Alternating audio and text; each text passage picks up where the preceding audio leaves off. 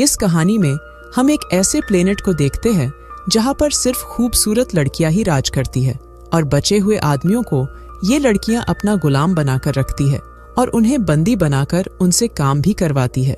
लेकिन एक दिन अर्थ से 2 साइंटिस्ट इस प्लेनेट पर आ जाते हैं क्योंकि अर्थ की लड़कियां प्रेग्नेंट नहीं हो रही थी।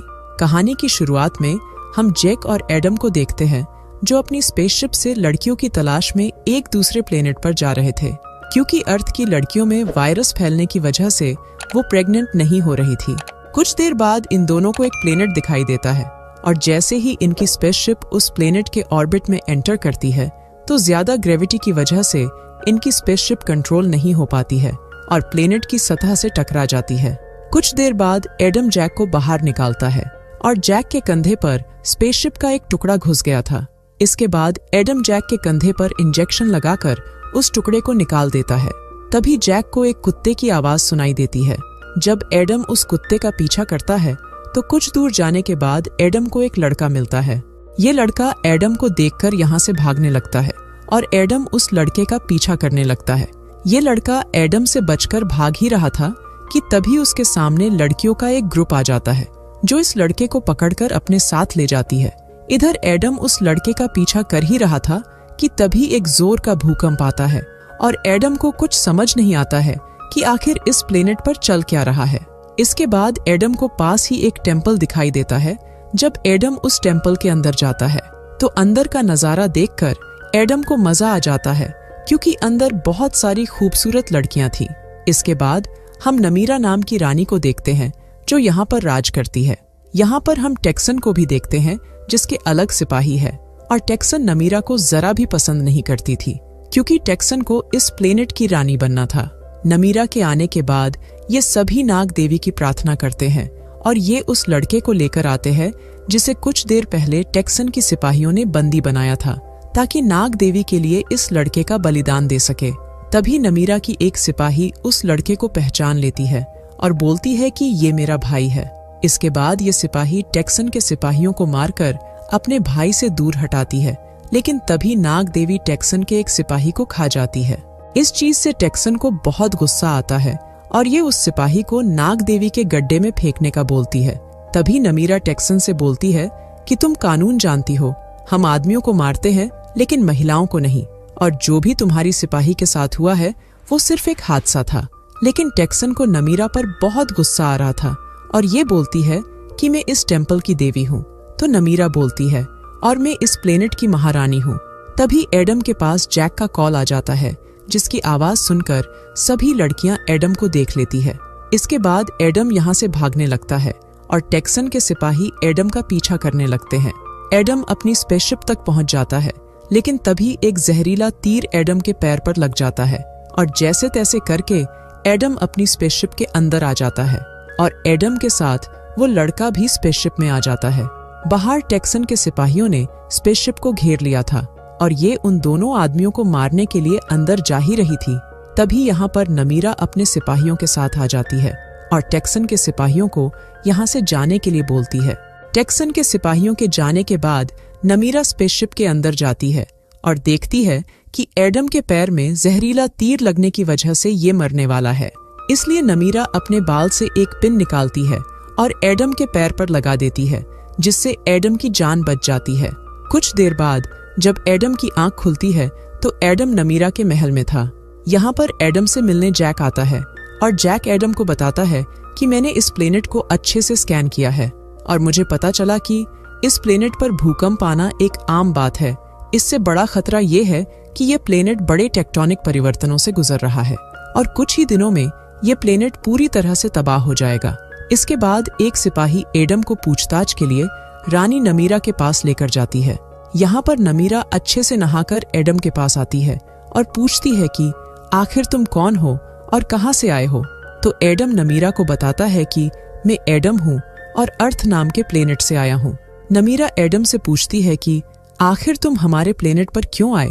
तो एडम बताता है कि हमारे अर्थ पर एक खतरनाक वायरस के कारण अब अर्थ की लड़कियां प्रेग्नेंट नहीं हो रही है, जिस वजह से इंसान खतरे में है, इसलिए हम कुछ लड़कियों को अर्थ पर ले जाना चाहते हैं। आगे एडम बोलता है कि लगभग 700 साल पहले अर्थ से कुछ साइंटिस्ट को इस प्लेनेट पर भेजा गया था, लेकिन किसी कारण की वजह से सिग्नल टूट गया और वो साइंटिस्ट इसी प्लेनेट पर फंस गए थे।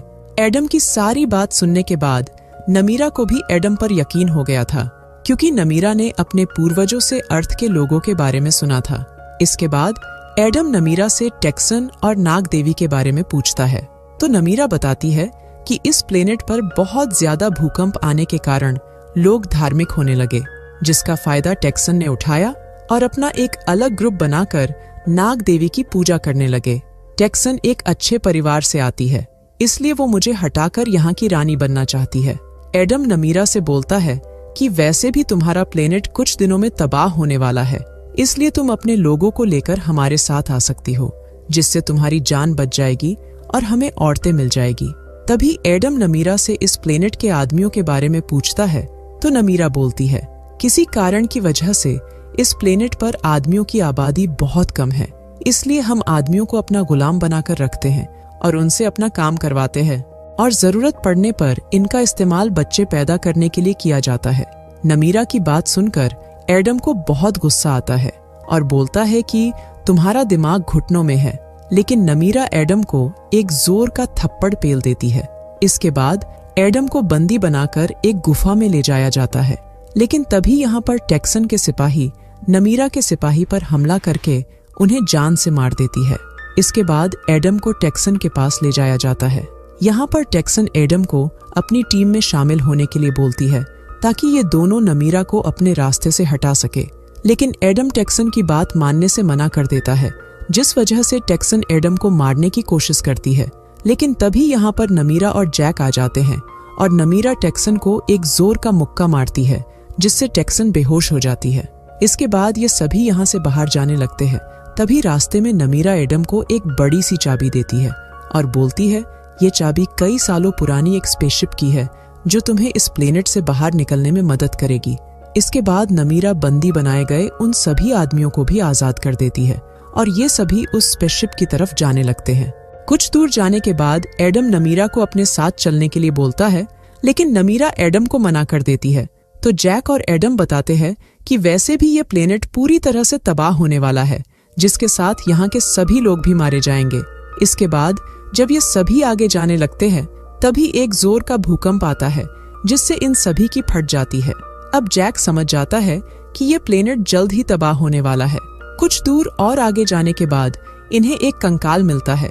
जब जैक इस कंकाल को चेक करता है, तो पता चलता है कि ये कंकाल उसी साइंटिस्ट का है जिसे अर्थ से इस प्लेनेट पर 700 साल पहले भेजा गया था।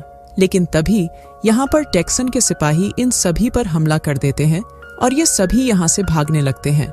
लेकिन भूकंप आने की वजह से टेक्सन के सभी सिपाही पहाड़ से नीचे गिर जाते हैं। भूकंप रुकने के बाद ये सभी उस लड़के को देखते हैं जिसकी जान अभी बाल बाल बची थी। इसके बाद एडम नमीरा से एक बार और अपने साथ चलने के लिए बोलता है और इस बार नमीरा एडम की बात मान लेती है। इसके बाद ये सभी उस स्पेसशिप तक आ जाते हैं और उसके अंदर चले जाते हैं। इधर टेक्सन भी अपने सिपाहियों के साथ अंदर आ जाती है। टेक्सन के सिपाहियों के देखने के बाद एडम अपनी बंदूक से एक जोर का धमाका करता है, जिससे टेक्सन के सभी सिपाही मारे जाते हैं। इधर टेक्सन नमीरा तक पहुंच जाती है और यहाँ पर इन दोनों की एक मजेदार फाइट होती है। टेक्सन नमीरा को मारने की पूरी कोशिश करती है, लेकिन नमीरा टेक्सन को एक जोर की लात मारती है, जिससे टेक्सन को जोर का झटका लगता है और टेक्सन भी मारी जाती है।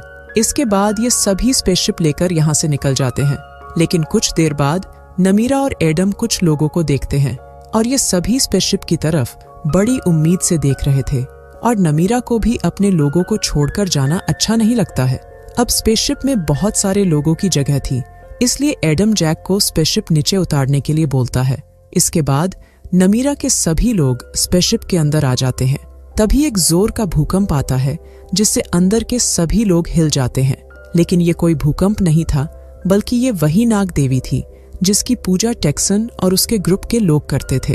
इसके बाद जैक और एडम स्पेसशिप को स्टार्ट करते हैं और इस प्लेनेट से अपने अर्थ की तरफ निकल जाते हैं, और ये मूवी यहीं पर खत्म हो जाती है।